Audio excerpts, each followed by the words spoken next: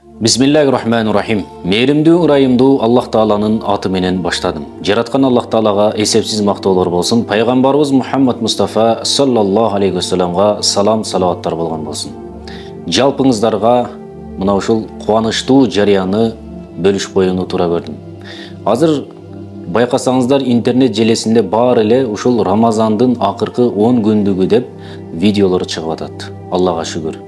Кудайга миң мертебе шүгүр айталы, ушундай аалымдарыбыз чыгып, мына ушундай насааттарын айтып атат. Эми ушуга байланыштуу эле мен дагы бир ибадатты, дагы бир жакшы бир амалды айтууну туура көрдүм. Бул истигфар. Бул кандай айтылат? Астагфирулла. Сиз кайсыл жерде болсоңуз дагы, кандай жумушта иштебеңиз, астагфирулла, астагфирулла, астагфирулла.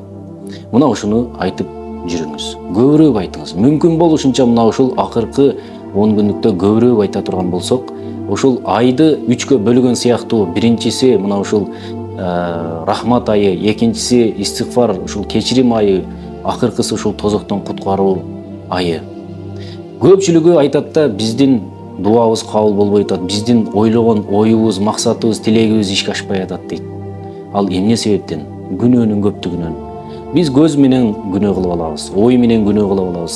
Ке койчу, мына ушул дене, кол, бут баары менен күнөө кылып алабыз.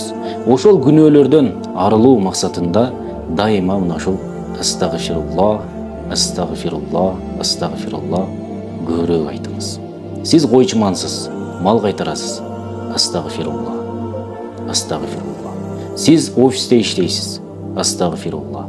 Ке койчу сиздин депутатсыз. Астагфирулла. Кайсыл жумушта иштебеңиз, колуңузга тесме аласызбы, тесме албайсызбы, жөн эле астагфирулла, астагфирулла деп айта бересиз. Менин бир таанышым бар эле.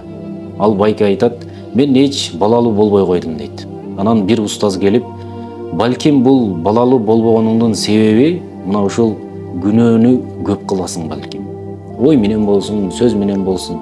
Ошол үчүн дайыма сен астагфирулла, астагфирулланы көп айт деп айтат. Ал ошого ыхлас кылып 10 жыл балалуу болбой жүргөн байеке өзү айтып атат. Мен дайыма кайсыл жерде болбойн, уну айдайм дейт, жумушума кирем, компьютерим олтурам, кайсыл жерде болбосун, астагфирулла, астагфирулла аябай көп айттым дейт. Туура 6 айдан кийин мага келинчегим кабар берди. Менин боюмда бар деп дейт. Менин көксөгөнүм, менин оюм көккө жетти дейт.